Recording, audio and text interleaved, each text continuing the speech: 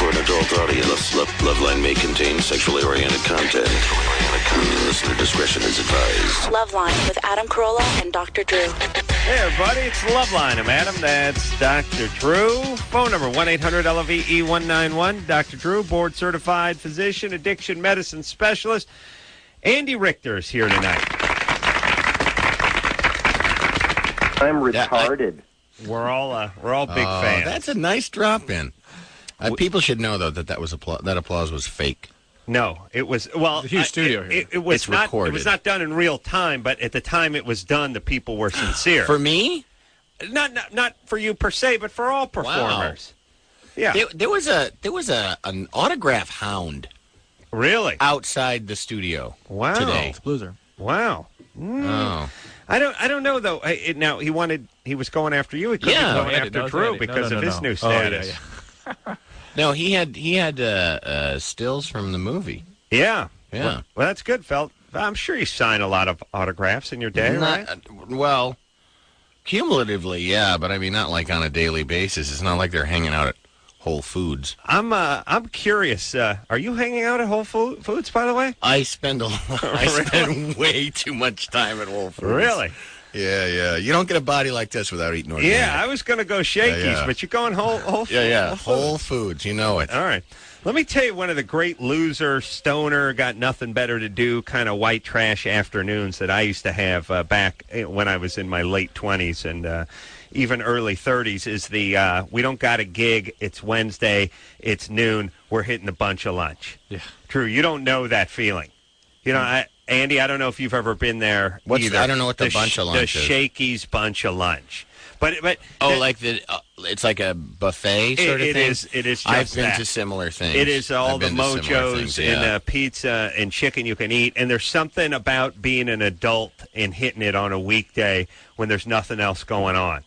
It's a sort of form of playing hooky. Like, you know that feeling of when you skipped out on school, that weird little sort of adrenaline surge you get, like I'm being naughty. Right. You can have that all over again in your 30s if you go to Shakey's on Wednesday at about noon. See, because my connection with any sort of like buffet was poverty. You know, really? like, yeah. So, I mean, it wasn't like I'm skipping out. I mean, it was sort of like I've been shut out of life. Right. You know, well, this basically this is both. Yeah, where you eat like the Camel drinks. You just go. It's $4. You load up. The humiliating part is when one guy pays and you show up and you just sort of peck at his food like crows on a dumpster, and then the manager comes around and tells you to put that mojo potato back. Wow. It's true. You never did that? That I did not do. You've done the Shakey's, though, sure, right? but not eating my buddies. All right. See, I when I first came to L.A., I went to, I thought Sizzler. I thought, that's a good deal, all you can eat. And, sure. I'll just load up and, like do one big meal and just load up. Yeah, and that's it's absolutely impossible to load up on, shoe leather and popcorn. I hope shrimp. they're not a sponsor. No, but not that we're aware of. Yeah, but Where'd you grow up? I grew up in Illinois. Whereabouts? A town called Yorkville, Illinois, which is about 70 miles west of Chicago. Yeah, it's sort of when things stop being suburbs and start being bean fields. And ooh. I got a lot of questions for Andy because I'm curious about his career. My whole thing. I'm curious about your whole thing. I do have to say that I watched Ebert and Roper today. And Drew, you are 0 for 2. And Andy, you're 1 for 4 in the thumbs department. Oh, really? Yeah, Drew, you got 2 thumbs down. You got 2 thumbs down. Andy reviewed 2 movies Andy was in. And there's a thumb up in those 2 movies. There was. Yeah, so you're averaging. Was it Ebert or Roper? I was trying to concentrate. I think Seeing Other People, I think Ebert gave a thumbs up too. Oh, well, that's good. And generally gave the movie a strongish review. Drew, however, your film and Andy's second film, which he looks at as a paycheck. Whereas Drew looks at it as his rocket to stardom. That's right. It was scathing at best. I bet it was a powerful criticism. That's weird because on set we actually had pictures of Ebert and Roper up in the makeup trailer, and we had like bullseyes around them. Like that, they were like our target. That's your target. Yeah, what target we were reviewers. going for. The target audience. And target audience. Yeah, just target the zeitgeist we were aiming well, because they have their finger on the pulse of the 13-year-old audience. Sure. Which actually could get him in trouble. How did New York Minute do, by the way? And Drew, don't pretend like you didn't check on the internet. I just checked. It got 4th. 4th? Who got, okay, so you got Van Helsing. Killed. All right. And then it was like Mean Girls and... Mean Girls hanging around. Something else. What was the other one? 13 going on 30. 13 going on 30. I don't think that was it. It was something else like Kill Bill or something still in there. All right. Let me have our crack computer technician, Chris, hop on that. We should have an answer for you by Wednesday. So hop on that internet. Wednesday or Thursday, we should get back to you on. But it was 4th. It was definitely 4th. Is that disappointing? That's not good. It could it's be disappointing to me. It's disappointing me because I have a financial interest in the movie. Do you? I absolutely do. You do. It's not a big interest. No. But it was just like a way to pad out my paycheck, right? And to say like it gets to a certain point and I make a little bit, like I make a cookie and then it gets to another point and I make like another cookie. Yeah. Yeah. Now Drew doesn't have any such luck. No. But. Yeah, you got a couple of points there. They give you a taste, but it's got to do really well in order for you to. No, I don't have points or anything. I just have. There's just bonuses. There's a mark. If it gets over 100 million. Andy Richter. In that, I'm not even sure the number. $8. No, I'm not even. No, I get like No, yeah, I get like one of those new Scions. Yeah, He's got it. Chris has it. Must have been already on the computer. It's Van Helsing. Yeah. Mean Girls. Man on Fire, New York Minute. Oh, Man on Fire. 30, yeah. Wow, a documentary about the gay lifestyle circus. I'm surprised that they would be upset by something being even in the...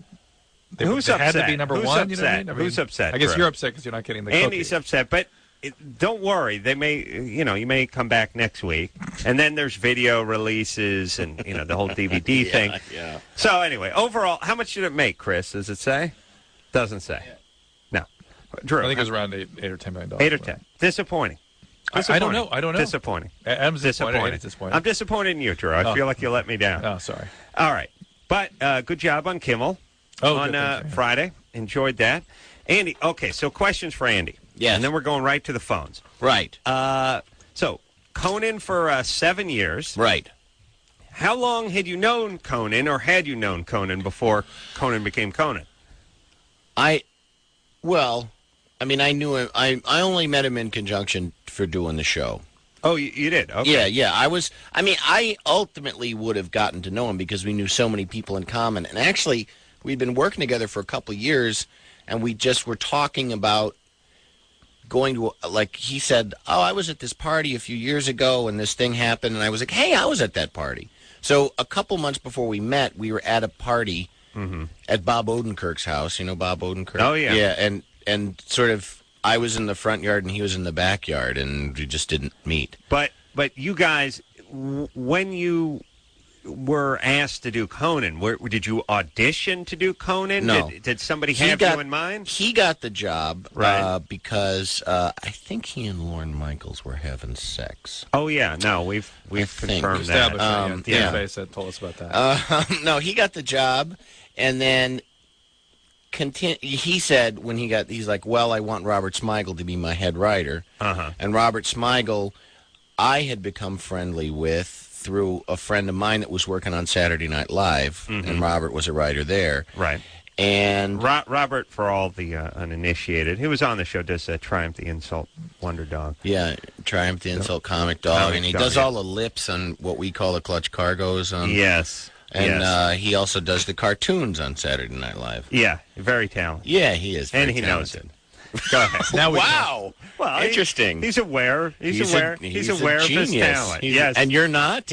I'm not aware that he's a genius. No, of your own. No, I don't know. See, let me tell you something about me. All right. That you may not know. This should First be good. off, people should know it was like he was going to stab me with a pen. It was one of the reasons I'm hot to the ladies is because I don't know I'm hot. That's number one. Sure. And then number two, one of the reasons the men adore me is I don't recognize my own comedic genius or overall genius. So, see, it's not that he's not hot, not a genius, not a comedic genius. It's that he doesn't acknowledge gives off it. Yeah, I don't know it. And when a woman it's not that he's finds not those out, things, sure. when a woman is surprised when she finds out I don't know I'm hot.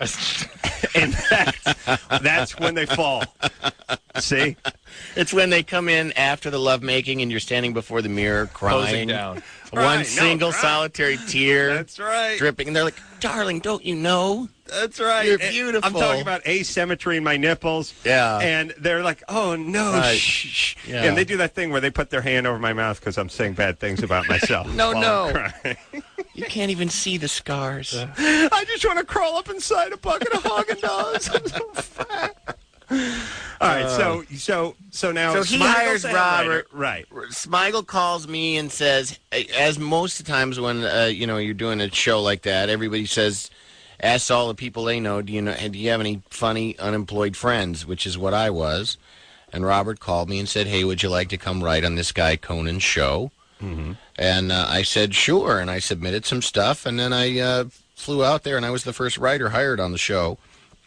And it was with the understanding that they would be performing, because all the writers on that show, Right. all of them end up performing in some way or another. Right. They're being in sketches and things like that. And I was the only. There was no other sidekick. It wasn't like there was a contest. It was just sort of. Was Conan on before you were his sidekick? No, I was there from the very beginning. So how did you make it from writer to sidekick? It would seem like that would evolve. It's because I didn't let them let on that I was a genius, and then they, like what you were saying, didn't know how high you were. Right? Yeah. They made them want him more. Right. No, I started there in like June, and the show debuted in September. Mm-hmm. So there was a lot of time of. Right. I wasn't writing much. And I was just cracking wise with him, and it was just getting something out of me. Was it his idea, or was it I don't know. one of the suit's ideas? I think no, it was like Smigel and him. It was like Smigel and him, and he, Conan didn't talk to me much about it in the beginning of like, I want you to be. He let Robert do it because it's weird, It's like it would be weird because it's sort of like actors giving each other notes, kind of, Yeah. Smigel would say, like, why don't you go sit with him? And, like, we started in test shows. Mm-hmm. Like, the first time he ever went on set and interviewed somebody, he interviewed me. Right. And then the next time they did, like, a test show, which was just, like, to see him in front of lights and stuff. And then they said, well, why don't you go sit out there with him? And I was kind of like, well, why? And they're like, just because he likes you. When was that? So we can understand when that was. That was June of 93. Right. July. No, well, that was probably more like August of 93. Wow. And then when we started doing test shows in front of an audience in the studio, I was out there. They bought me like one sport coat, and I went out there a couple of nights, and I thought I had the job. And then there was one night where they were like, "Keep the sport coat on afterwards. You're going to dinner with Lorne." Wow. And Conan and I got in Lorne's limo, and they took us to dinner, and there it was Lorne and Steve Martin. And I had dinner with Lorne and Steve Martin. And then afterwards, people told me, well, I guess you got the job. And I was like, I already thought I did, Oh, yeah. Was the first year or so touch and go with Conan? I mean, beyond touch and go. Yeah, I mean, ridiculous. I remember just from an outsider standpoint, well, ratings aren't through the roof, and he looks a little shaky, but I didn't know if there was close to pulling the plug or what. There were trap doors built into the set. Yeah, and there was executives that hold on to big levers, which weren't really connected to the trapdoor. No, they. I guess there was a point. Conan and Jeff Ross and Robert Smigel, they did a good job of parenting us, which is like not letting the children know that you're going to be evicted. Right. They just let the kids be blissfully ignorant, and and all the writers and everybody else in the show, we just kept working. But actually, there was a point. Within the first year of the show being on, it wasn't like right away. It was, 8 months into it, something where we were actually canceled on a Friday. They told him, like, no, you're not coming back. And then he came in Monday, and they didn't have a replacement. They didn't have any. They're planning on Yeah, getting they were like Rick Dees to fly out. I for have that no day, idea. Well, they were grooming Kinnear, and Kinnear just didn't work out. Like they kept testing him in like a larger format, and people just weren't buying it. Right. And I don't know why or anything. So that was about month eight, the 8th month. I would estimate, somewhere in there. And so when do you feel that the show was sort of out of the woods? Was it 2 years? Was it a year and a half? Probably 2 years was like really for sure out of the woods. But there was a point. Letterman came on the show, and really was completely complimentary about the show in like a way, like a guy who knows that kind of show better than him. Not in just like a glad handing, I'm getting back at the guys that didn't give me the Tonight Show. In a real genuine way. Right. He was, and I think that was, and there was a lot of press about that, and that really felt to us like the tide turning. Okay. And I don't know if that really made a difference. Also, too, one thing that made a difference is there were a lot of, it's hard to find a word on written. No. There were a lot. There were a lot of people at NBC, a lot of executive types who, it's hard to find a word to describe them on the radio. Oh. Because they were not nice people, and they were not nice. To me, I was nothing to them. They didn't even talk to me. Oh, yeah. But they were really awful to him. And when those people got fired, then that was sort of a sigh of relief. It is. It's an interesting. All right, we're going to the phones, but I want to say this. Now, quiet down, Drew. I'm trying to conduct an interview. There's an interesting thing, which is if you're the network executive or executives, and some guy just crawls out of the mire known as the groundlings, and you give him a shot, and he has no business being on TV and all this kind of stuff. You're always above him, and eventually when the guard changes, the new ones come in, and the celebrities up here. A very wise man named Jimmy Kimmel once told me when I wanted to drive the vans or answer the phones or something here about 10 years ago. He said, don't do it, because you'll just become the van driver. And even if you work your way up to president of the station, whoever was there while you were driving the van is going to look at you as a van driver. Aha. And now look at me, Drew. Hot, and I don't know it. That's huge. Right. All right. And you still want to drive a van, don't you? Secretly, yeah. Yeah. When you finally make enough money, you're going to buy yourself a van. Not the station van. No, he wants one with the big tiger woman driving a car. Yeah, no, it says Lovetron and rainbow tape. Yeah. And it's got the captain's chair. So it's a swivel. And a bubble window shaped like a spade. The bubble window. Yeah. That's right. Yeah. That's right. And you're not going to the woman on the white tiger? Awesome. And a Blaupunk. Yeah. The snow leopard. Xena the warrior on the snow leopard. Yeah. Right. Wearing the pewter bra. There you go. And the James Gum fake arm cast. Huh? Oh. Nice. You guys know what? Somebody out there knows what I'm talking about. Lisa, 25. Lisa. Hello. Hi, what's happening? How you doing? Good. Enough about me. Let's hear your problems. Yeah, I was in Iraq for over a year. Yeah. And I'm pretty sure it's anxiety, but, I've never been to a therapist or anything like that, but I'm just, like, having, like, a really hard time just, like, living in general. Are you having, like, with the people that I used to know? And well, what were you doing in Iraq? I'm in the Army. I'm a reservist. I'm in the Army Reserve, and I was just a paralegal. You're not having a post-traumatic stress disorder? Did you see some awful things? Kinda. I mean, they did tell us that a lot of people experience kind of like anxiety with going back. Right. And whatnot, which is all fine and dandy, but they're like, that's normal, and I'm like, well, that's great, that's normal, but it doesn't make me feel better than. Wait a minute, Lisa. Just dropped the F-bomb there. Yeah, it's interesting that the what they call the premorbid condition, how you go when you leave for Iraq or war, tends to determine your risk for post-traumatic stress disorder. Really? So you should go with bells on. You should go. The more pristine you are, the better you're going to. Oh, you mean the better shape you're in emotionally? The less likely you are to get post-traumatic stress disorder. At least dropping the F-bomb. It's like when you It's like when they talk to these people and the guy had the snowboarding accident where he flew off a cliff and the doctor says if he wasn't in such phenomenal shape, he would have died there on the mountain. Right. This is the converse of that. Yeah, because to me, being in great shape and then dying, then who's the joke on? You know what I mean? That's why I'm not going to risk it, I think, Andy. I know Andy. I know. Andy Speak is subscribed to that, Liz, too. here's the deal. You're sounding depressed.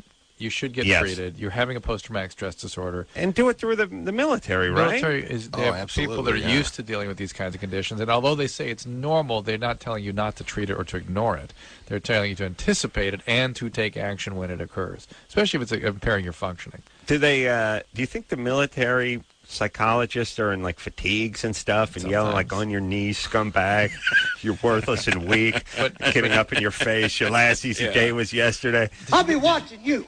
Did you get a little glimmer of her hostility and stuff though? Yeah, just a little. Yeah, the listeners may not have heard that, but she let a few things fly there. Somebody like that, I don't. It's like I've never been to therapy. That's like, well that's obvious. Yeah, but you should go because. That's like, I don't know, I'm always amazed by people that are obviously in that much pain, and they're sort of like, well, I mean, it'd be like if you broke your leg and you had a bone sticking out of it, you wouldn't go like, well, I guess I could go to the hospital. But I mean, come on. Andy, the way people want to argue with medical care, whether mental health or general physical health providers, because it's their body and their brain, therefore it's different. Right. No, in fact, more so. Doctors don't take care of themselves. Mm-hmm. They go to other people to be taken care of. You have to. All right. Let's speak to Brittany. Brittany? Yeah, hello? You're 17? Yeah, I have two questions. Right. One of them is, what are the odds of getting pregnant when you're on the shot? Almost zero. Yeah. If you take the shot. I know two people that have gotten pregnant.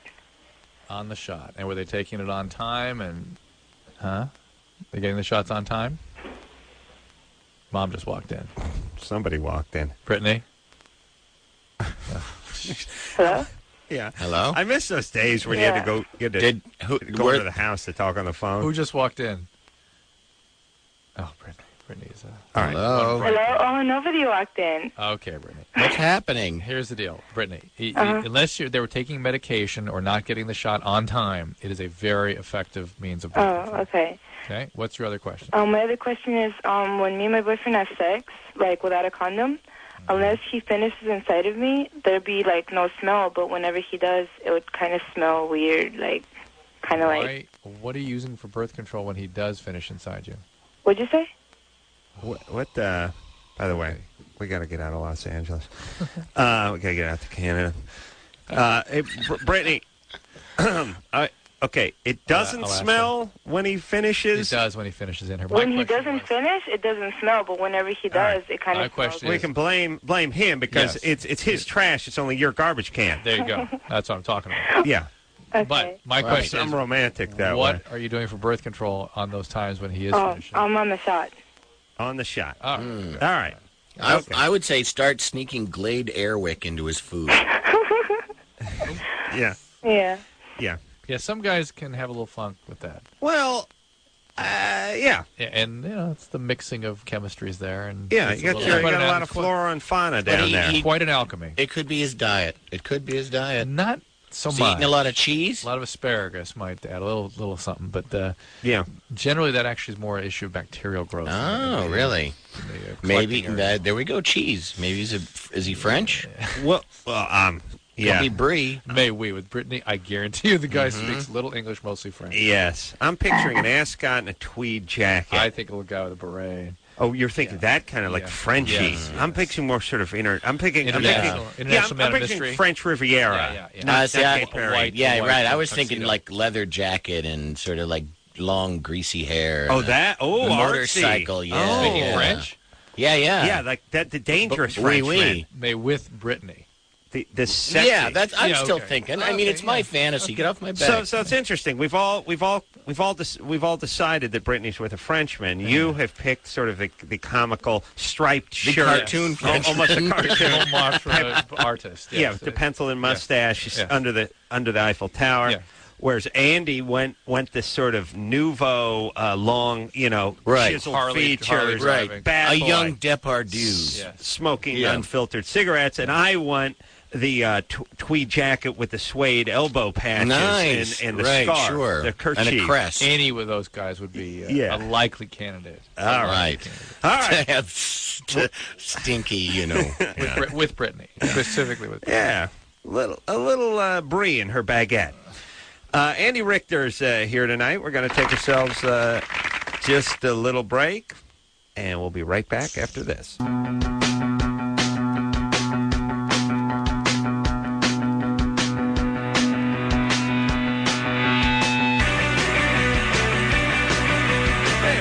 Loveline. I'm Adam. That's Dr. Drew. Phone number 1-800-LOVE-191. Andy Richter's here tonight. Hello.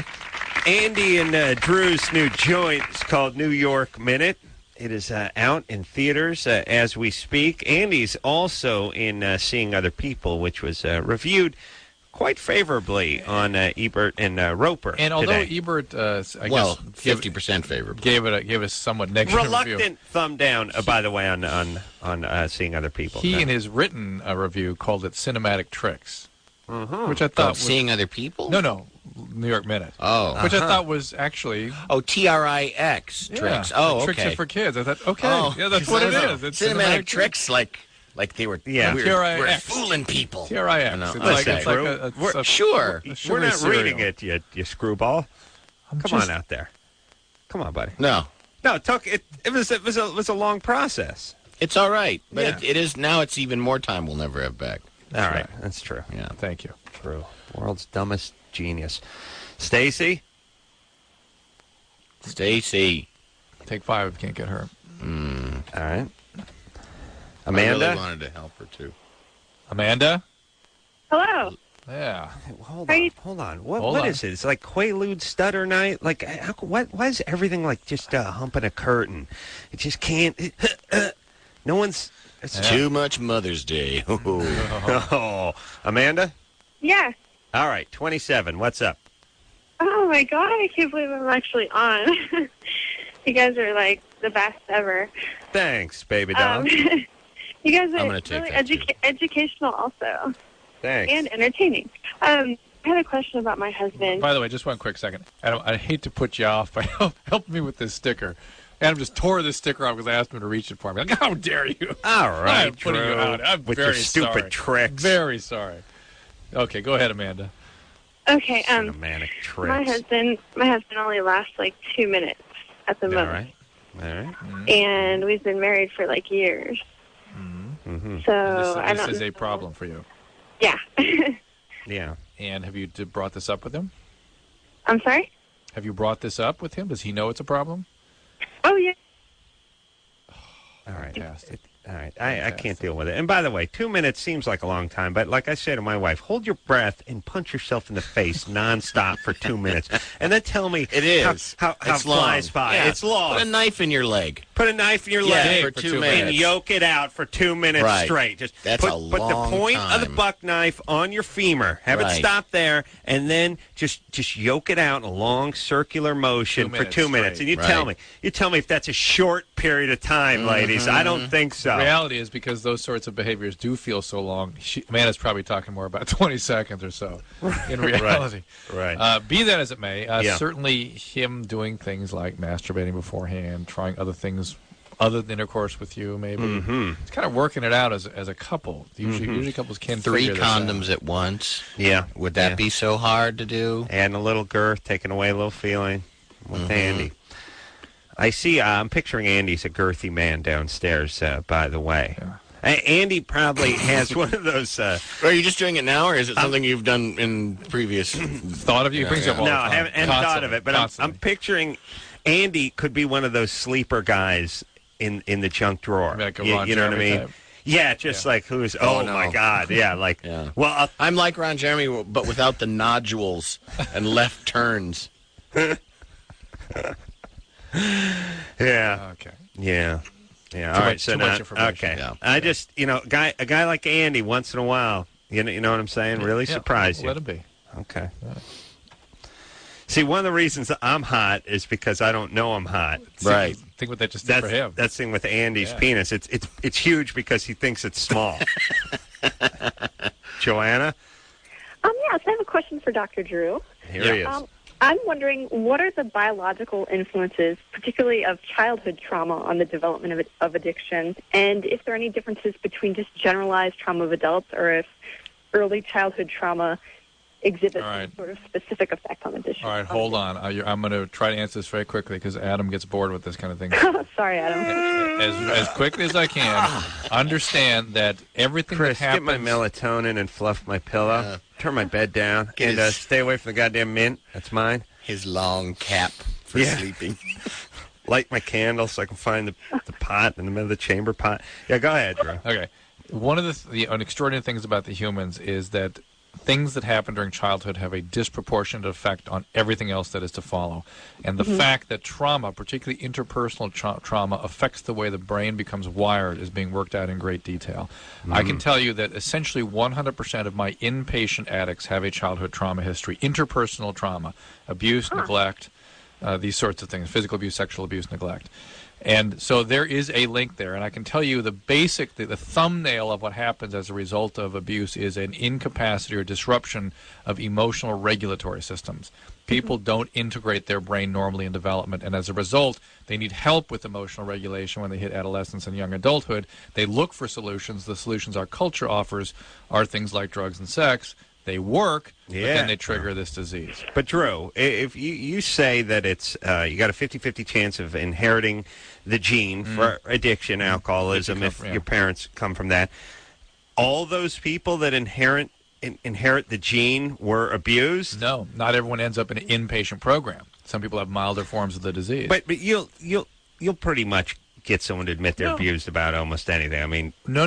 You will. Well, people could theorize that having a parent who's an addict is an abandoning, neglectful parent. It's a form of abuse. Yeah, it's a form of abuse. All right. So that ups the risk right there, and people then argue, well, really, is this a gene or not, or is it just the environment of the addict? And the fact is, when they're raised even outside of the addicted home, addiction rears its head. But now is that the factor of the issues of adoption and whatnot? The fact is that the environmental hit seems to be the abuse. The biological basis seems to be the genetic mechanism, and the more serious the abuse, the more serious the disease, typically. Are you saying that crappy childhoods make people drunks and drug addicts? Not necessarily. Stop the presses. Good Lord. This is really some new ground we're breaking. You knew that, didn't you, caller? I'm sorry, I forgot your name. Yes, I did, but I'm just trying to figure out if abuse is later on in life, or like combat trauma, like your first caller. No, totally different. Sort of totally different, okay. No, it's not totally different in that what that last caller had a good evidence of is post-traumatic stress disorder, and usually in every case I've ever seen, there was a childhood trauma first, the results of which become reactivated as a result of an adulthood trauma, and those traumas can include other than interpersonal traumas, things like battle fatigue. So somebody with who had a really well-adjusted, totally healthy childhood, unlikely to have. Goes to war, sees the most horrifying atrocities ever, they're probably going to be kind of okay. There's probably even a threshold for them, too. Right. But the threshold's going to be much higher than somebody who has a problem. Well, that makes sense. Yeah, makes sense. Yeah. Right? It all makes sense. Yeah. It makes sense with me about my cutting. Yeah, I would. Can we make those jokes on there? Yeah, I didn't know you were going to bring that up tonight, Andy. Andy said, "I'm over here." The hippo. I'm over here with a compass, shoving it in my hand. I'm crying. My appearance here is a cry for help. Why do you think I got in that Olsen Twins movie? To meet up with me? Just to get here. Shoving a compass in his. And by the way, I don't know what a compass is. I don't. Yeah, not the kind of. Just a like protractor. Like cinematic tricks. Yeah. Yes, a protractor. Yeah, the kind that you draw circles with. Yeah. In carpentry, we would call that a scribe. We use that as a scribe. Right. So scribe. Okay, I should have used something better, but that a nail file. Here's the deal. Compass was a 10 to the 5 people that got it. You see what I'm saying? So it was a bold choice. Right. It was a bold choice. I was actually referencing an episode of Degrassi Oh, really? Where there was a girl that Nice. cut herself, and that's what she used. You was watched a Degrassi? compass. I'm very scared. Love Degrassi. No, tell me Oh, it's fantastic. Really? I don't even know what that is. It's something my daughter watches religiously. It's a Canadian teen show. Been on the air, It's like an ongoing after-school special. but for 20 years ongoing. Oh, it's really? fantastic. Good Yeah, but there's a jacket, new huh? one now. And because it's Canadian, like the kids... Say a boot. they say a boot. And also, too... If they did a similar thing here, everyone would be gorgeous. Yeah. And in Canada, they're not. So they're really real Oh. kids and all the It drama. reminds me of, what was that one that, Saved by the Bell? No. Okay. All right, everyone. Let's keep moving, Drew. Jared, what's his name? Was Can't live in the Oh, past. My So-Called My Life. So-Called Life, Yeah. yes. Olivia? Does it remind you of that a little bit? Yeah, Get but those I didn't like well-looking that one. kids. That one's too, Too pretty. Yeah. You understand this is not your own personal intercom. Where'd you go to high Here, school? This actually broadcasts. In Illinois, Oh, Yorkville that's High good, School. All right, Drew, that's enough. Olivia? Hello, College? guys. Hi, Olivia. 21? Sorry. Do you watch Degrassi? No, but I've heard of it. Hey, you Yeah. should. You should watch it. It's My really- daughter watches it religiously. I'm It's sure I fantastic. should. Tell you, I Yeah. don't watch Degrassi, but I smoke Degrassi. Oh, damn! I'll tell you what, 7:22 after 7. Andy Richter in studio today. Andy, funny cat. Oh, man. Funny cat. Used to catch him on Conan. Andy has got a new show coming up called New York Minute. It's also got something coming out. It's coming out. Sitcom coming out. Oh, on my God, Fox. it's coming We're gonna out right talk about now. That. Oh. Yeah. Oh, there it it's out. goes. Don't drop towel, Adam. I'll drop Don't towel. do it. I'll Don't drop towel. Drew, tell Andy Andy will drop. Andy will drop. He's I wild will man. drop He will drop Stop towel. me. So I'm watch going out. to That's all watch right. out. I will drop down. Andy? 7:23 after 7 o'clock. Andy Richter in here. Funny man. Olivia. Yes. Hello. Julie. Thank you for Olivia, we were Sorry. talking to Juliana a second Too ago. bad. You're 21. What's up? All right. Something happened last week. A couple of my friends took me out, and I got drunk.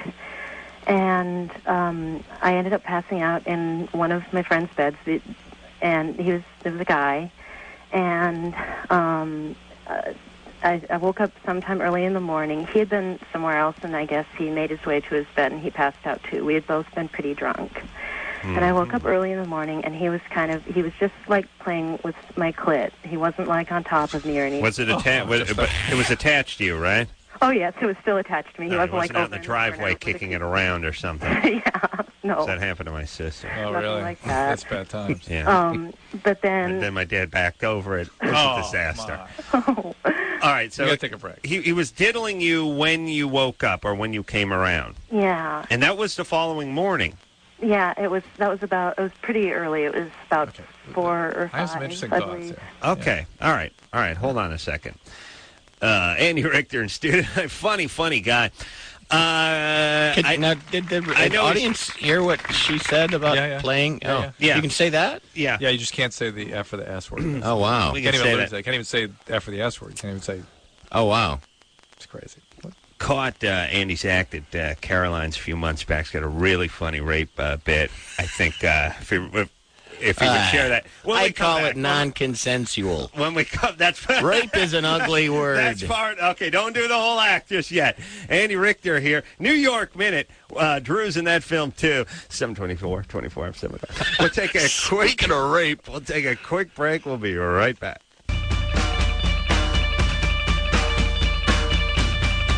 Hey everybody, it's Loveline. I'm Adam. That's Dr. Drew. Andy Richter is in studio tonight. Adam, we ended that last segment with a bunch of quite a discourse on rape, and I thought maybe you want to share your thoughts about rape with Andy. Oh, okay. I think it's time. well, I should. Yeah. I could just check your website. No. Well, it's important that he described the connotation of all this. Rape is not a sexual crime. It's a violent crime. It's a violent assault. It has nothing to do with sex. It's a violent assault where you come at the end.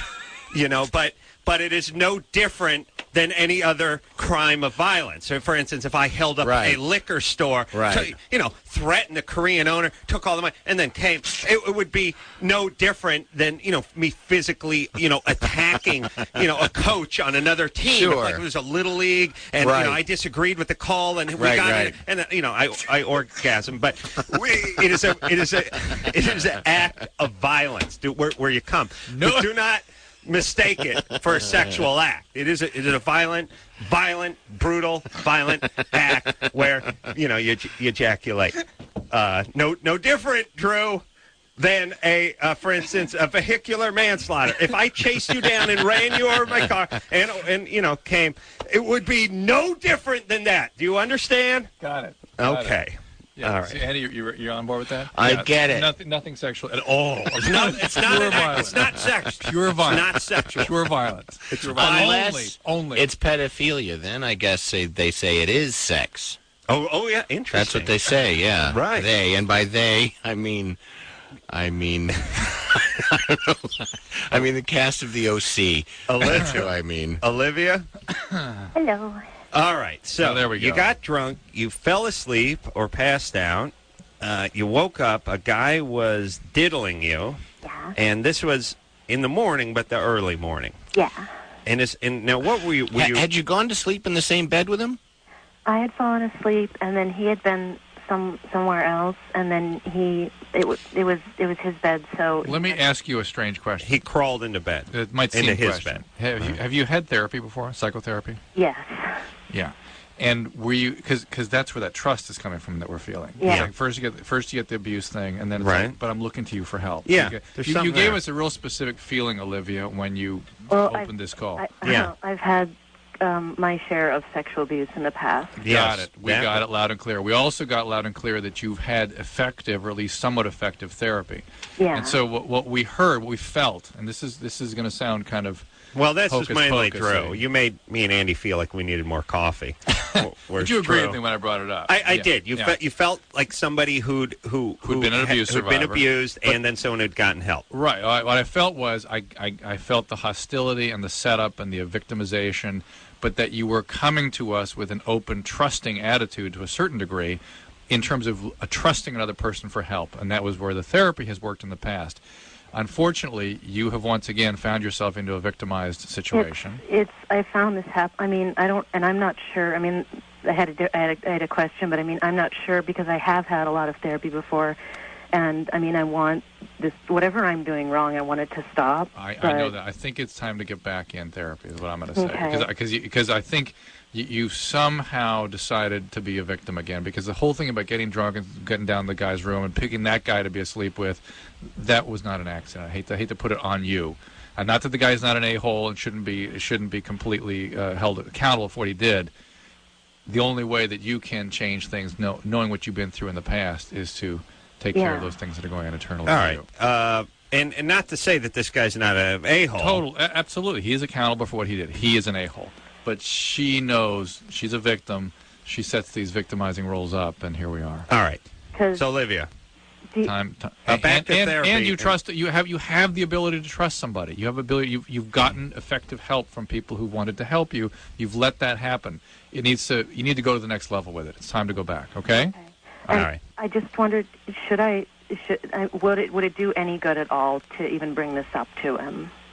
To him, no. The guy who did it? No, stay away from this guy. But if you want to tell authorities that you were sort of had a sexual assault, that'd be hard to prove and hard to get anything out of that. But I certainly would have no problem with that. The guy, other than legal action, you should not spend any time. Stay away. Just get away from him. Here's my other rape joke that Dr. Drew doesn't get or he doesn't like, but it always cracks me up. This should be good. Like 1,000 rape jokes. This is my problem. It's a good. When you're done with yours, because my wife has a good one. That she springs on mommy groups. I hope it's not. I hope it's not one of my. It's frustrating sometimes when somebody says, "Yeah, my wife's got a good rape joke," and then you hear it, and it's like, "Hey, that was my rape joke. She must have stole my rape joke." We all know that one. Sure, she stole it from you. Yeah. All right. Okay. All right. So here, it's not even a joke, but it's no good since Hack went off the air. But I used to. That is so true about so much. I know. I would always amuse all the writers at Kimmel by saying, this week on Hack, in order to catch an arsonist, Hack is going to have to become a rapist. See, he always becomes a rapist, no matter whatever it is this week. It's embezzlement, it's fraud, it's everything. Hack always has to become a rapist in order to catch. That's the twist. Yeah. I call it the rape twist. Drew, you want to speak to Pat? Yeah. All right. Let's talk to Pat, who's 18. Pat? Hey, what's up? You're a big fan of Andy's? Yes. All right, hurry. We're short on time. Hi, Pat. All right. I also want to say that I saw the movie with Dr. Drew and the Olsen twins and Andy, and I loved it. I got to say. Oh, good. Nice. Yeah. Thank you. You're gay. My buddy Andy's Will speaking Chinese in it. Yeah, that was Chinese great. accent. Chinese accent. It was kind of confusing. Well, he does speak Chinese. I do speak a little bit of Mandarin, yeah. Yeah. Or so they tell me. What's up, Pat? Well, yeah, I just want to say my buddy Will and I went to see it, and we both gave Drew a standing ovation. Oh, wow. There you go. Wow, nice. See, Adam. Yeah. And I wanted to ask Andy what were some future projects, that you'd be working on. Well, I did a show. I'm going to be doing a show. It's a show on Fox, another sitcom called, well, you know what? It'll either be called Quints or Quintuplets. I play the father of 15-year-old quintuplets. Wow. I'm in a whole multiple birth thing, twins onto quintuplets. Oh. That's a good idea. It debuts June 16th. It's part of their the Fox summer launch that all of America's talking about. Yeah, it's buzzing. And just the mention of is bringing people out of comas.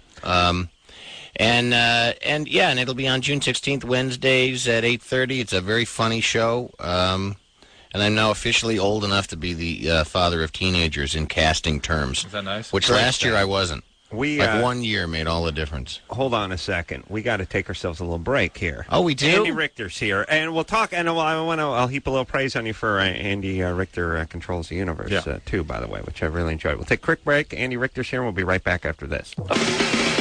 Hey, everybody. It's Loveline. I'm Adam Carolla. That's Dr. Drew. Phone number 1-800-LOVE-191. Dear new friend, dear friend, Andy Richter.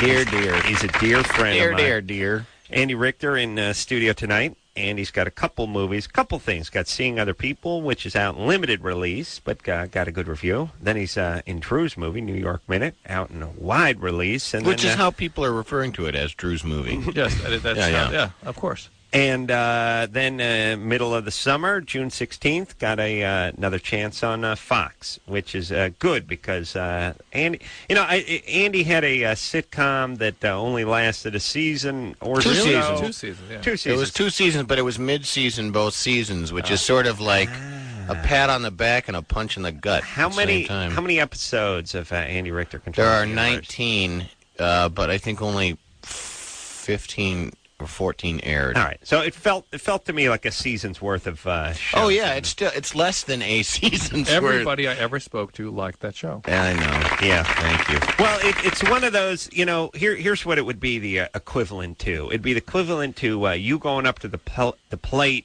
against Pedro Estacio or some fastballer, hitting one that just missed the foul pole and went into the bleachers would have been a grand slam, fouling a few off, taking a few, and eventually striking out after a very courageous at bat. You can hold your head up walking back to the dugout. Right. And as a matter of fact, probably score some points. I mean, it was almost too ambitious. It was almost too good for the public. Too good. A little too hit. No, it wasn't. I don't see. I mean, if the show had been on and had been left on in a fair way, I would be more than willing to go, you know what? People just didn't really want to see it. But it was constantly being dicked around and moved from one spot to another and taken off the air for a month and then put back on for 3 weeks, showing twice a week, and then taken off for 2 weeks and then put back on another night. Right. And there's no way to build any kind of viewership like that. And, to me, what was evidence of the show being mishandled was like you said, everybody seemed to really like it. I mean, I'm not saying like it was the greatest thing ever. But it was a pretty good show. Andy, what are they going to tell you? I know that's what true. Are they going to tell you? That's true because a lot of people when they meet me, they think I'm retarded, and so they just from the way I look. That's it. And they I'm retarded. I'm retarded. See, but it was on in the second season. I had a number of people say, "When's your show coming back on?" And it had been on for like 2 months. Right. And then I had not as many, but yet a few people say, while the show is still in the air in the second season, "Man, I'm so mad that your show got canceled." Yeah. It's like a hot knife in your guts, Right. It's not canceled. Searing knife. So, but now I'm back with Fox. Well, because there's been some management change. You're not bitter. That's the important thing. I am a little bitter. Oh. I'm mad. That's right. No, I am a little bitter. Wouldn't you be bitter? Come on. Be. Yes. Yeah, I bet you. No, you know what? I would be outraged. I would be outraged. Yeah, it's ironic. I'm just finding it ironic that the people that are as mad as hell and aren't going to take it anymore are the people who are actually on TV. Yeah, they're not yelling at the television hierarchy. Right. Not at the public. But no. It's like, okay. Yeah. Well, the public, what can you do? Very fickle. Yeah, I'll throw my pearls before those swine as long as I can, till the day I die. The point is Andy Richter's a survivor, and he lands on his feet, this kid. That's right. And he's got another shot on Fox. They cleaned the little house over there, and he's back in smelling like a rose. That's right. And I've been to rehab, so they're letting me back on. That's right. He's cleaned No more up. pills. All right. I don't believe Andy's ever... Andy... Have you ever thrown up because of alcohol? Oh yeah, you have? yeah, Oh, good. absolutely. All right, now we can hang. I was thinking you were still in a little bit of the yummy phase, weren't you? Yeah. I was What do you mean, yummy? I got this theory. There are adults. Okay, here's it. There are adults, and I worked with many of them over here at the Mother Station for a number of years, the morning show, namely Kevin and Bean. Yeah. And then their old producer Frank and a whole bunch of guys. And for instance, at 5:30 in the morning, I was the only one drinking a cup of coffee. They were drinking hot chocolate or Mountain Dew or something like that. And then we'd go, one time we all went to Seattle and we went out to a nice fish joint. We're in, the microbrew capital of the world. And they're ordering, Frescas and Sprites. And I'm the only one getting the microbrew kind of thing. And probably ordering like burgers at the awesome fish place too. Right. Yeah. Grilled cheese. Right. Yeah. Grilled cheese. And then I realized, okay, every child is born into the yummy phase. I mean, kids don't like beer. They don't like cigars. They don't like whiskey. They don't like poontang. They don't, although we're not sure. Because I'm going to get the bottom of it with my kid. Yeah. But the point is they don't like these things because they don't really taste good. I mean, a beer does not taste good. It tastes like a beer. Right. And so if they have their choice, well, they're not going to eat smoked salmon and caviar and a cigar. You're going to eat a grilled cheese with a lot of ketchup on it, Lucky Charms, and Mr. Pibb. And once in a while you meet an adult who still seems to be trapped in the yummy phase. Absolutely. Now, somewhere along the line, like in your teens, peer pressure sets in. You're forced to drink the Mickey's Big Mouth in the park until you puke with your buddies or suck up a Winston cigarette or something. You learn this sort of, you learn these things. Now, I don't think they ever really taste good. Like whiskey and even like red wine and stuff, it doesn't taste good. It just tastes like red wine. It tastes like whiskey. A woman tastes like a woman. These are, you learn to appreciate them. The guys in the yummy phase, they get trapped in it. They take it to the grave. But I also Is that think, not you? No, that is not me at all. No, I have very grown-up taste. He's gone the other way. They're sort of like so grown-up, it's kind of creepy. Really? That's what I'm talking about. Yeah, the muskier the better. You guys know what I'm saying? You guys could hang. Baby, don't shower. No, I know. You just got back. Baby, don't shower. In fact, die. Wait a minute. Go to spinning class, then die. Yeah. And then we'll talk. And then we'll talk in a week. Not. Yeah. You get my trunk, and then we'll talk. No. Oh, come on. You started it. This, you're the guys. This is I always love I knew you were one of the everybody's other. like, hey, come on. Let's, let's walk down here. All right. You want to walk down here? Let's walk down here. Damn it. No, but I actually do think though that the taste buds evolve, and I think agree with that you. those, I think it's actually neurological. I think that the taste buds they evolve. I think they actually kind of burn out a little bit. The whatever it is, I think we are programmed to want fatty and sweet foods because we need the calories to grow. And as we mature, those mechanisms deteriorate, go away, change, alter, configure into something more discriminating. Yeah, or just something like you appreciate sour and bitter, and there's something sort of chemical and structural that goes on. I actually don't think you learn that so much as it's sort of part of maturing. Because I think biologically, if you raised people to adulthood on an island and only gave them kid food and then brought them back to society, if those adults would like coffee pretty quickly. Yep, I agree. Most of those, and those ones that like that yummy crap would like that yummy crap. You know what I mean? Mm-hmm. So you're saying.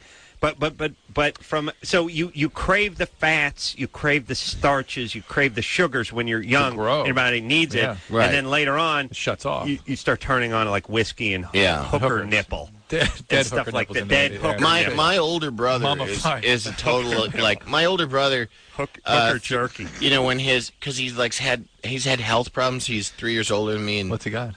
He just had gallbladder issues and stuff, and so the way he's adjusted himself, his diet, he's overweight, but he's a gigantic person. He's like 6'5", and he's a really big man. But the way he's adjusted is that he'll only get 3 candy bars a day, And I honestly I cannot remember the last time. It's been probably 20 years since I bought a candy bar. Yeah, stolen many, but yes. No, but I mean, after Halloween, there'll be the minis around, and I might have one. It's not like I would be above it, but never would I go to the gas station. Andy's a big movie star, and get a. He can't be. Hey, and can't be what? Eating candy? No, I know what you're saying. I go to the gas station. I hang out at the gas station all the time. You guys smoke some pot. You smoke some pot. I have to. Yeah. Now I did. Now, all right. We'll wait for the break. Yeah. Sure. No. I've come all the way around with Andy. Every fraternity house has an Andy. Yeah. No. See that people think they put me in the frat thing, but no. Oh no. No. What'd you do? What'd you do? The frat houses are loaded with. What? Can I say dicks? Yeah. Okay. I think. Dicks, yeah. I don't like that. I do not like that. I do not like, Could you? Yeah. I actually was, it's actually sort of probably my darkest secret, there's the homo stuff, but then the other darkest secret is I was a member of a fraternity. You are? Where'd you go? I started out at University of Illinois. In Champaign-Urbana, yeah. And I went and I joined a fraternity because I was from a small town, and I thought, well, if I want to have a social life, and U of I is chokingly Greek. It's like one of the, at the time it was it's the biggest. Academic school, too. I mean, it's a pretty good school, yeah. I went there because it was cheap and I had pretty good grades and I couldn't afford Northwestern. So I thought I'll join We've seen Northern Illinois State. Yeah. Northern Illinois, it's just Northern Illinois. In DeKalb? Yes. Yeah. We've been there twice. Yeah, that's part of this. Yeah, that's part of the. You had to go back?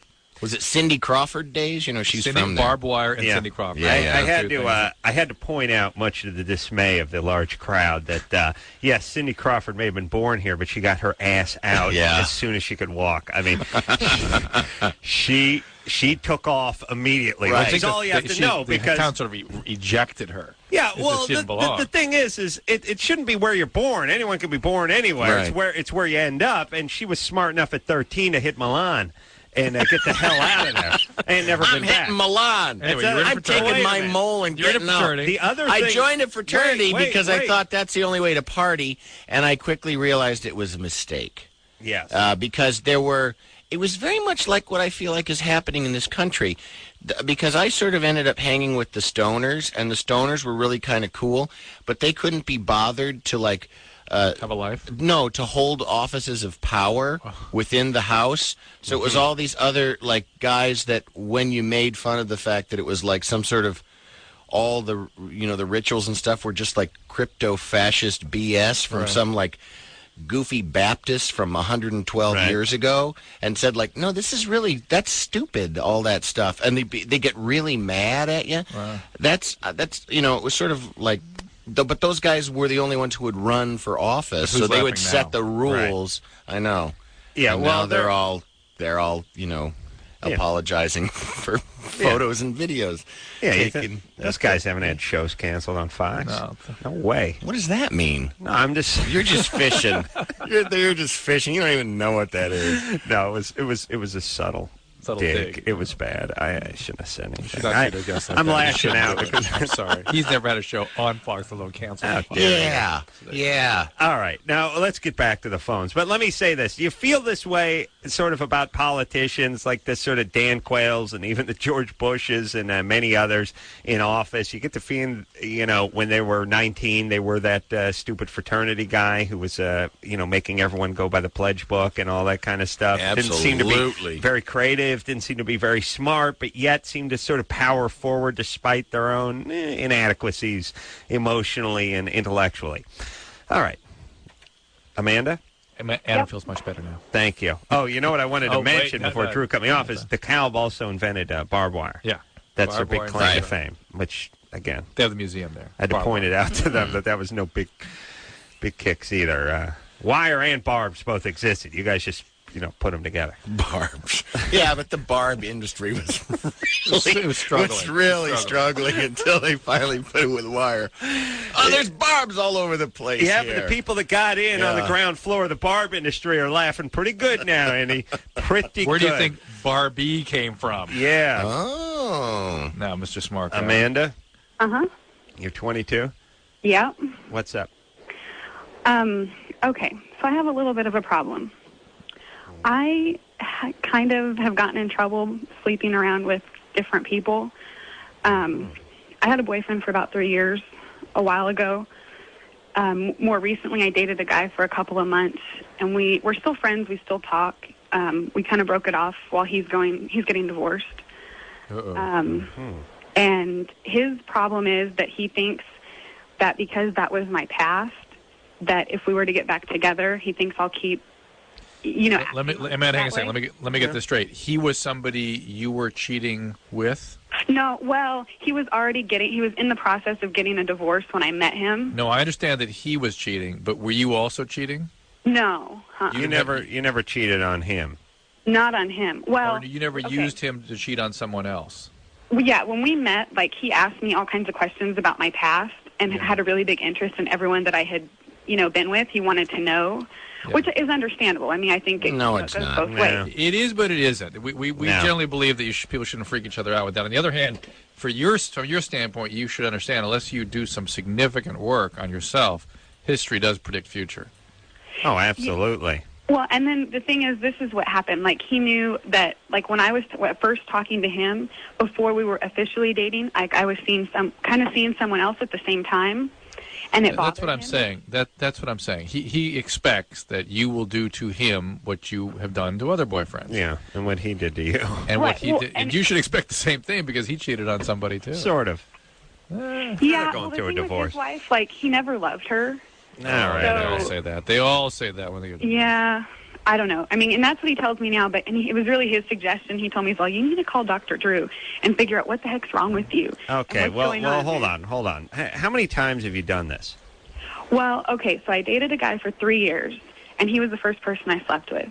Since then, I've slept with 7 other people. All right. And that was... I know, but I'm asking how many times you cheated on one of them. Yeah. I haven't. I cheated on my boyfriend of 3 years once. All right. And then this guy's making you feel bad. Yeah, he is. Hold on. Hang on a second. Let's clarify even further. Is that cheating episode, was that at the end of that relationship? Was that already it's a done? little more complicated than that. I knew he was going to be leaving. He had to do, this church religious mission thing. And so I knew a long time before he was going to be leaving, and I think that was hard for me to handle. Yeah. I don't know for sure, but it was towards the end of the 3 years. All right. So here's what's going on. Yeah. The guy is an older guy. Yeah. She's 22. He's doing a little mind control thing on her. I don't like this guy that much. I like the idea that he said to talk to Dr. Drew. You like that, huh? For some reason. That's what you like about him best. That's the only thing he's got going for him. But even that's kind of manipulative because he knows you that you'd respond positively to that. Maybe I'm playing into his hand. Exactly. Amanda, how old is this guy? He's going to be 23. So he's a young guy, and his marriage didn't last very long. Well, yeah, and like I said, he married the woman he married. It was because of All right, I don't No, care. we don't care. Look, Yeah. here's what it is. This guy's 23. When you're 23, you ask all those horrible questions, and you become some sort of Sherlock bizarre Holmes. stenographer of this person's past, and they want to know everything. And then as soon as you collect all that information, you then start using it against them, and you end up confusing the person because it's like it's done in a way where I just don't want that to happen to me, and it's all BS. It's not even that. It's just that male bravado. It's just the testosterone is making them angry that this is territory where other males have been. That's period. That you were cheating on him before you even knew it. Exactly. Right. That is the effective. Yeah. That's the affect state they're in. It's all BS. Right. So here's what I think women, by the way, because this happens to almost every young woman when she hooks up with a 19 or 22-year-old guy or something. Here's the tack they should take, not only for them but for the guys. Yep. Because you have to treat guys like you're treating a pet or a child. Yep. They need boundaries. They need to be contained. The pet needs to go in the crate. Otherwise, it's going to run all over the house. Crap everywhere. Crap everywhere. Right. Absolutely. Same with the kid, by the way. Do they have crates for them? Oh, yeah. Okay. Because otherwise you can't transport them, can you? No, you got to be in a box. Okay. They're called boxes for kids. So here's the thing. I go and punch holes in the top of the They mason come with the jar. holes. They come with the holes. Okay. So here's the thing. You need to say to them, look, I'm not a virgin. Neither are you. I love you. You love me. Let's move forward. I have no diseases and I have no problem. Right. Even clearer in this. Look, I haven't done anything unusual for somebody my age. Right. I've had other relationships. You can count on me to be monogamous in this one. That's my intention. Nobody's perfect. Let's get on with it. Yeah, but first you need to tell yourself you haven't done anything wrong. Because I think he's some people have. Yeah, Hold but on no, a but I second. mean, Let me write that you down. know what? Life is, people do a lot of stuff, and you probably, I'm assuming you never killed anybody, or that that you were never cruel to anybody, right? But stuff happens, and if this guy is making you feel bad. And first of all, I don't like the fact that he's snooping around. We're more worried about him. Yeah, we're more worried about him than we are about her. Yeah, yeah. Although we're completely capitulating to the fact that he referred her to us. Right. Yeah. No, but I do think too that if he's making you feel bad about what does not sound to me like from the little bit of information does not sound like like you have anything to feel bad about whatsoever. We agree. That you next time this happens, say, get out. Andy just sort of coast into a stop. I don't know. I realize what the hell am I talking about? It's late. It's Sunday night. Come on. Mother's Day. Let's go. New York I'll Minute. tell you, let me jump Everybody go see it. I'm going to give a little time. Okay. 7:22 after 7 o'clock. Andy Richter in studio tonight. Coasting to a Stop, New York Minute coming out. Coasting to a Stop, not a bad name for a sitcom. Coasting to a Stop. Yeah, it's time for a break. That really sounds like something. Yeah. You want to see that? You want to check something that called out. Inertia. Check it out. Amanda, I hope that helped out. But it's not. Your boyfriend is right. You are freaking out a little bit, but we are also concerned about him. Too much talk He's about being her. a jerk. Yeah. All right. Well, let me just check in with Anthony before we go to break. Anthony? Hey, how you guys How's the doing? weather in Arcadia, Anthony's? You're- 74 degrees? Drew, Adam, Yeah, Andy. 25. Hi. Yeah, my question is for Drew. I've become a compulsive eater over the years after my teenage years, after high school. What I pretty much do is I'll watch what I'm eating during the day, but then at night I'll go out on a binge. I'll go to a fast food joint and just eat burgers and fries and. All right. Hold on a second. Hold on. We got to take a break. We got to go. Drew's going to go rape the candy machine, ironically, during the break. Let me just say this. It just struck me, everyone's always talking about fast food and what it's doing to the kids, and everyone's getting obese and everything. I know I am. I'm always talking about it. The thing they don't talk about, I haven't really thought about, is fast food, the drive-thru is open till midnight or 2 o'clock everywhere now, which is really adding a whole new wrinkle to this stuff because, back in the day, the place would close at 8 o'clock or 9 o'clock. Maybe the late night one stayed open at 10, but there's no more of that sitting around feeling the urges at 1:30 in the morning and hitting the drive-thru. Yeah. Right. Like knowing it's out there, knowing you're, $4 away from something that's open till 2 a.m., and it's around the corner. That's an extra. Well, and it's good Put a because severe dent in the 7-Eleven bean burrito business. And as we've been hearing Absolutely. since our childhood, Adam, 60 million children go to bed hungry in our country. every night. That's right. And his hunger is a huge problem. We've been hearing nothing but that and secondhand smoke since we were 12. Right. Yeah, which is it? Yeah. Well, they're hungry and morbidly obese at the same time. And smoking. Actually, there's a smoker blowing secondhand smoke at them. We're going to take a quick break. Andy Richter here tonight. We'll maybe talk to... no, he's got a second win. He was coasting a little there. He's back. He's a dear friend. I didn't have anything more to say. No, that's all right. Actually, I just realized I don't care about anyone's problems but my own. I know it's a problem with a show like this, but you had me come back. No, we did. Or come in the first place. Andy clearly didn't want to come tonight. I was surprised to see him here, quite honestly. I really was. When I came through the door at 9:58 I do what I half, say, except when I forget. That's right. All right. Dear and I friend, do like Andy, you haven't brought it up. No, and you know what? We got to go to break. I'd like to at least attempt to hang out with you a little bit. Just not now, not for a few years, right? But just because you're on my short list of cool people to hang out with. You know, like I was saying, me and Richter, we bowl a little bit. We should play some cards. Yeah. Something. It's cool. We went to Splash, got a tub. You're very high. You have regarded very highly in the industry. Thank you. Cool guy. For the hangout factor. Yeah, for the hangout factor. All right, we'll take a quick break, and can you introduce me to Odenkirk too? By the way, 'cause he's on my list. You want to meet him? He's on my list. Cool guy. I was hanging out with Richter and I can maybe Richter and Odenkirk. Me and him. We're just kicking around some ideas. Yeah. Wow, I didn't realize I'd be dropping. We'll take a quick break. We'll be right back. Hey,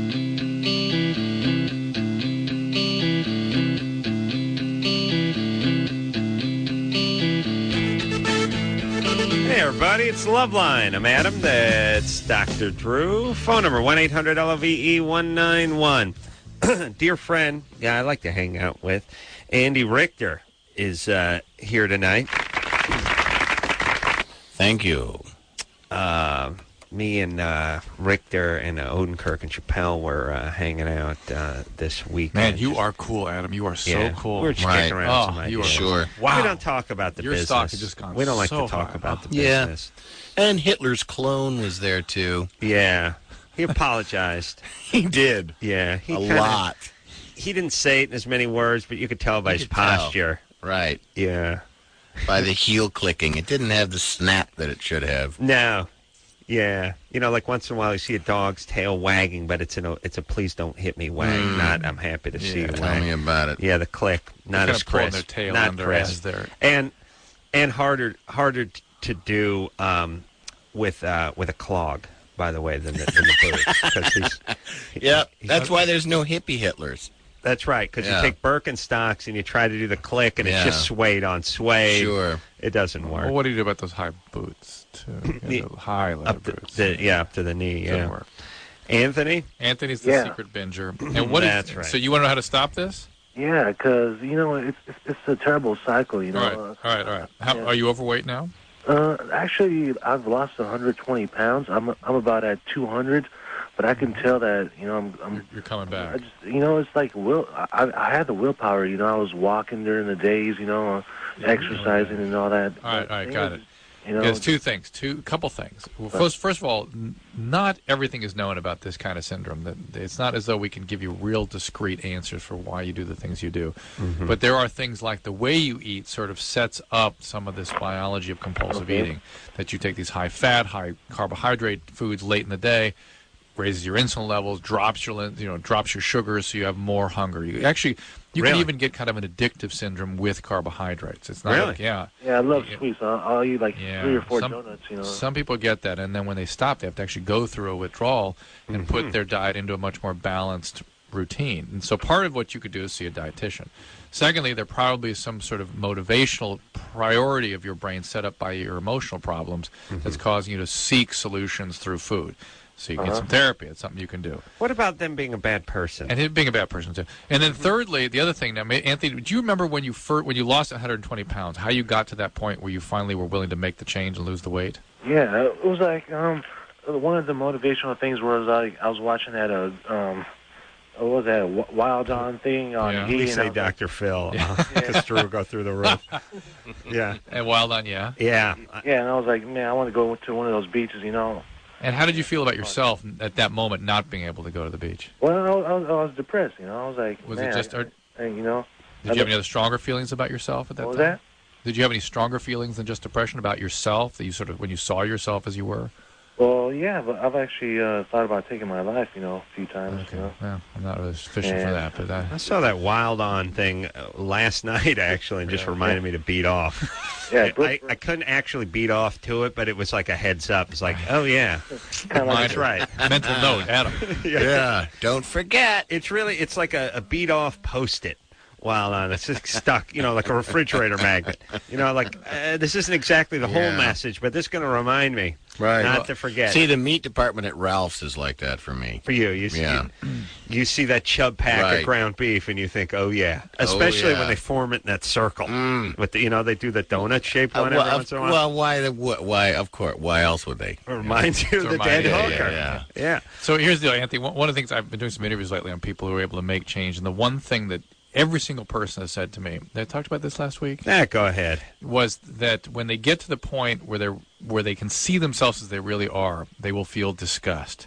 And at the point at which they feel disgust, they have no problem making change. Mm-hmm. So really it becomes about getting to the point where you can see yourself as you really are and staying with that. Mm-hmm. And if you can't, then that's time for therapy.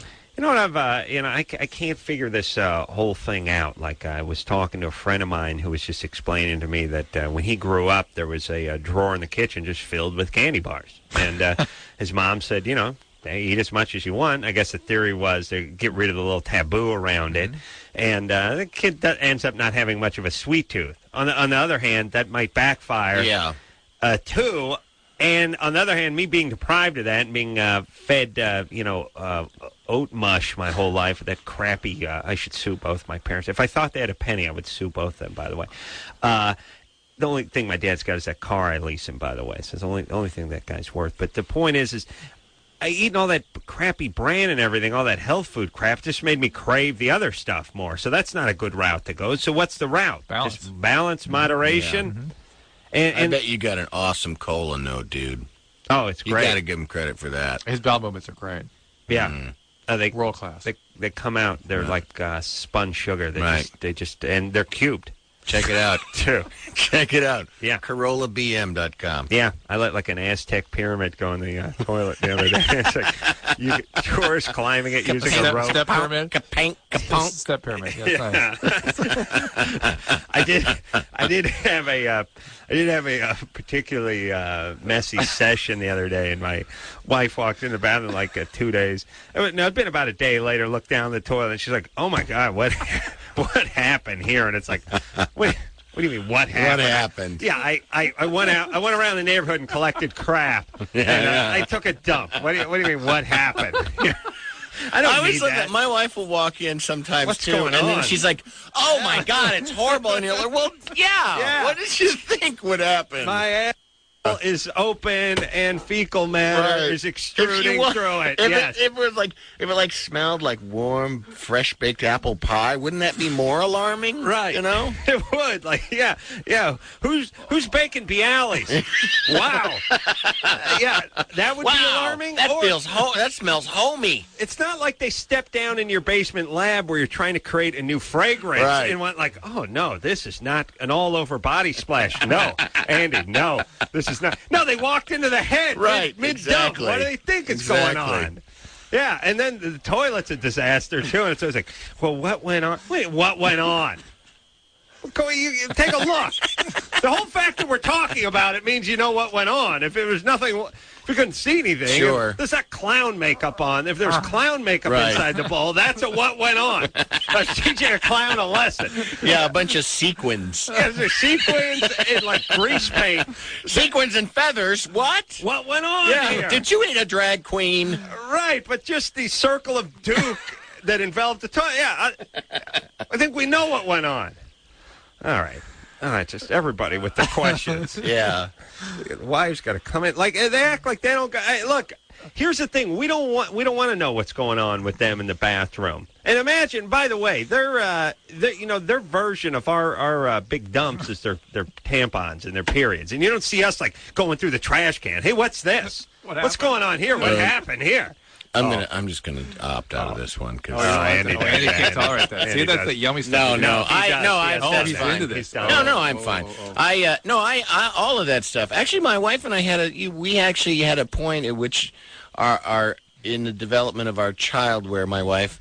There's never been closed doors at our house. Mm-hmm. And my wife decided all of a sudden, like, she got prudish for the kids' sake, you know, like. Boundaries are important. Good. Yeah, Good. like, you know, like, the door should be shut. And I was like, oh, come on. If we were in Sweden, you know. I know, even in Sweden. Yeah, we'd be nude around the dinner table, you know. Yeah.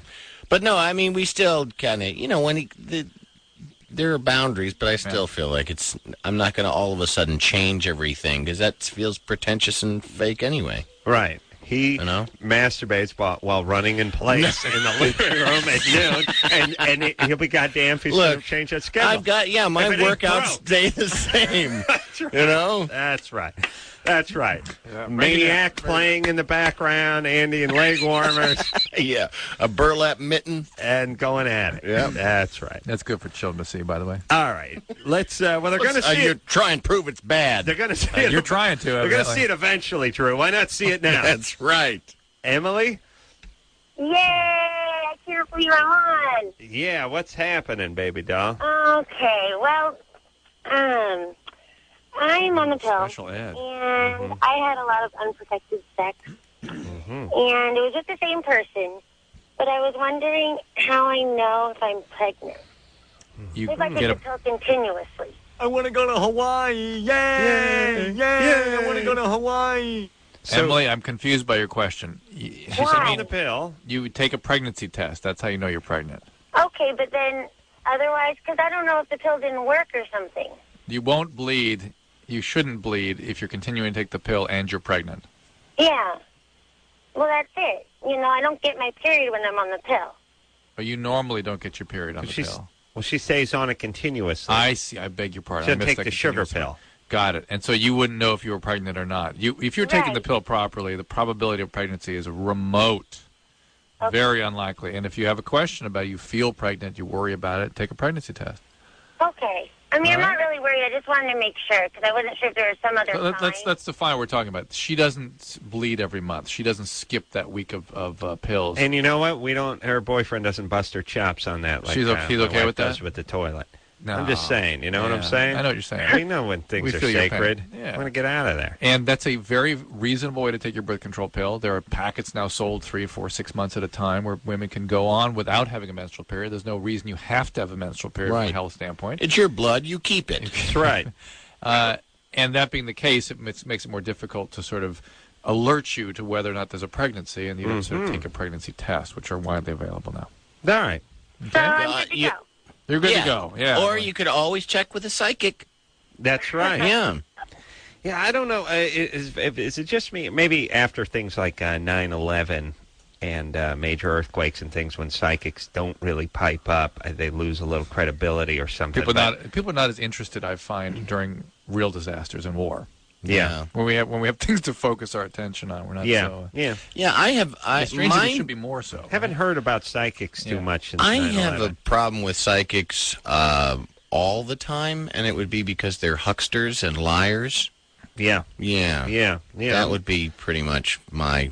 I'm the same way. The way we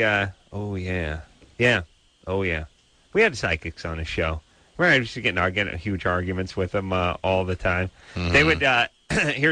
I won't tell you how they work. I'll tell Andy off the air. Perfect. He knows how they work. Yeah. Remember my cat Norman? Oh, yeah. Yeah. Okay. We're going to... No, I can't leave the audience hanging that way. Okay. Here's how psychics work. I told him my cat Norman died, and she said, about 10 minutes later, then. Norman, yeah. 10 minutes later, she said, there was somebody named Norman that was, important in your life, grandfather, whatever. I said, no. Yeah, she was fishing. And the point is she did the math, which is who has a cat named Norman that's not named it after an uncle Norman or something? Sure. Who randomly names their cat Norman? I knew no one named Norman. There was no one in my family named Norman. And she kept, here's what they do. And this is where we got in that huge uncomfortable argument where she would say, just think about it. And I would say, no, I'm done thinking about it. I don't have anyone named Norman. Well, okay, but give it some thought because I'll bet you. Yeah. Nope, doesn't. A Norman Fell, maybe? Mr. Roper, perhaps? We'll take a, but it's a smart move. Who the hell names her cat Norman? I'll tell you, someone with an idiot sister like I Well, by have. the way, you leave it, psychologically, you leave it with, he's going to figure out who I'm talking about. Yeah. And so the audience figures, Right. he'll figure out. It's Yeah. just his resistance right now is, Yeah, such that he can't. he's got his guard up. Yeah. He's got his sanity guard up. We'll take a quick break. Andy Richter here tonight. We'll be right back after this. Hey, everybody, it's Loveline. I'm Adam. That's Dr. Drew. Andy Richter's here. Yes, I am. What's happening, brother man? Oh, radio advice, sorting a lot of stuff out for people. I'll tell Where are you. you guys going to be hanging? Well, You and Andy. me, Andy, Odenkirk, Chappelle, and Bruce. Bruce. Lenny Bruce. Oh, Lenny Bruce. Oh, I thought you meant Yeah, Bruce Valanche. Well, I call him Valanche. Yeah. Yeah, it's good people. Brucey. That's what they call him. Yeah, we'll be chilling. We'll probably be down at like Luna Park or something. But don't ask us Not to Dolce. perform. Don't ask us to perform. See, I thought we'd go ride the train in Griffith Park. We'll be doing our own thing, Right. whatever it is. And just laughing. And we won't be talking about the industry, but we'll be laughing. You know what I mean? Yeah? That's right. Yeah, we're going to hang out. We'll hold hands and then run around in a circle, like pull really hard on the hands and do that whole spinning around thing. Yeah. And then I'll become that annoying guy who knows everyone's routine so that every time somebody says something like, I was at a four-way stop sign. Why do they... Odenkirk does it great. Have you seen Odenkirk's four-way stop sign bit? And it's like, all right. Every idea you have, everything you bring up, they're like, yeah. Have you seen Chappelle do that bit? It's great. It's a lot funnier than yours. Whatever. You think this is your idea? No, it's not. No. Do you know any of those guys? That's like a stand-up comedy disease. Like the guys that you can't have conversations and say something funny without it being sort of quantified. Yeah. And made into some kind of product. Yeah. God. Yeah. Yeah, Schimmel does that. Yeah, that's Schimmel's bit. Yeah. That part where you bang your wife. Yeah, that's Schimmel. Right. Schimmel does a good bit on that. He does a I good was bit on really just sharing, It's a good bit. Amber, 23. Andy, I Yes. love you. Oh, thank you. You're hold on. freaking hilarious. Oh, thanks very much. Did she just let the F-bomb go there? She said fricking. No, That's she fine. said frickin'. That bit where you're driving and being silent, that's Schimmel's bit, too. That's where you're not talking. Right, That's his sure. bit. Yeah, he does that bit. Amber? Yes. Here we go. Okay, so I was wondering if my boyfriend ejaculated. He had a condom on, and then the erection didn't go down. So we just, waited a while, and then he was able to get going again, and he ejaculated again. And I was just wondering what the chances are of sperm getting, out of the condom. Leakage, I believe. I like the way the erection is sort of What was out that? there. The erection was sort of some other concept Yeah. from the boyfriend. Well, the erection didn't go down. Yeah, so what we're going to do. Here's the deal, Amber. That is typically how a condom fails, in fact. That's how you get a condom to slip off. Yeah. People pulling that kind of thing. And also there can be some leakage around the base, and it's hard to keep a condom on through all that, especially when there's extra... That's a passionate man, too, by the way. It's a good move. And by the way, But, with the condom, after you orgasm... He sounds to me like he's young. Yes. That's what he sounds like. Yeah, passionate. Because to me, the condom coming off after you have the orgasm, it's like you were diving, you were underwater for an hour, and you pop up, you just want to rip off that mask. Yeah. Like you're now wearing the mask into the hotel. Right. Is what it's like up the beach into your room. Slipper still on. Flop, flip, all the way through the lobby. But yet, and then the idea of sort of stewing in your own juices feels a little weird to me. You know what I mean? A passionate man cannot be bothered when he's on a mission. You know what I'm saying? Yeah, but then isn't the reservoir sort of have the turkey gobbler effect? And isn't that... No, because he's not ever soft. I know, but filling it out. Is it... Okay. He doesn't care. All right. Right. All right, so... all I can say is he's a weak ejaculator, because all I know is those things shoot right off of me. Yeah. Yeah, there's no way it could, No. Well, Yeah, slip off. Boom! No, you know in the movies where they hit the gas depot and the 55-gallon drums of jet fuel explode, and they just go this rocket into the air in slow motion. That's what it looks like when Richter has an orgasm. That's right. Yeah, no doubt about it. Okay, got it. Yeah. So what's that, Amber? I was just wondering how we'd be able to keep the erection then, like, if we did take off the condom and put a new one on. Mm-hmm. You know what I mean? Like, I don't know. Well, here's the thing. He'll keep the erection. This is the kind of guy that will not have a problem keeping the erection. And don't look at it as sort of one erection. And look at it as there might, even if this one goes away, there'll be another one. Soon to follow. Right. You won't be able to tell the difference. For the next few years. Yeah, I mean, I've lost a few of my favorites over the years. Yeah. Didn't you call it same bone or different jizz? Yeah, that is really the same. Yeah, yeah. That is That's what he did. Yeah, that is the male multiple orgasms. Same boner, new jizz. Right. Thank you. Got that, Andy? Taking notes? Yeah, got it. Yeah. Mm-hmm. We're going to talk about that in Griffith Park. All right, let's talk to Joshua's 26. Joshua? Yes. What's happening? All right, here it is. This is actually for Andy. Mm-hmm. Okay. Go. I'm listening. Go. Okay. I'm 40 seconds. I'm a very habitual pot smoker. Right. And not too long ago, I was at a company party where a few of my friends who I see sort of outside of work and myself engaged in some pot smoking. Right. And people who were kind of higher up saw what we were doing. Right. But they didn't have a real bad reaction at the time. It was just kind of like, okay, we know what you're doing over there. Right. Every time I go to work now, I'm kind of faced with that, and it really scares me. I don't know really if it's going to be something brought up. What kind of work do you do? Works at Arby's. 26. No, what kind of work do you do? I'm in a software company.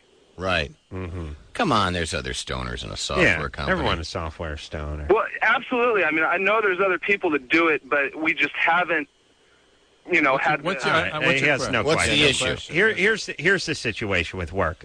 Be good at what you do. Show up on time. Don't be disheveled, and it'll all go away. And by the way, here's the thing. All you good employees, you really got nothing to worry about. Yeah. You can do whatever you want. Right. You just show up and be productive and start creating and take care of business. You'll have a job. Yeah. Right. Thank you. All right. We'll take a break. We'll be right back.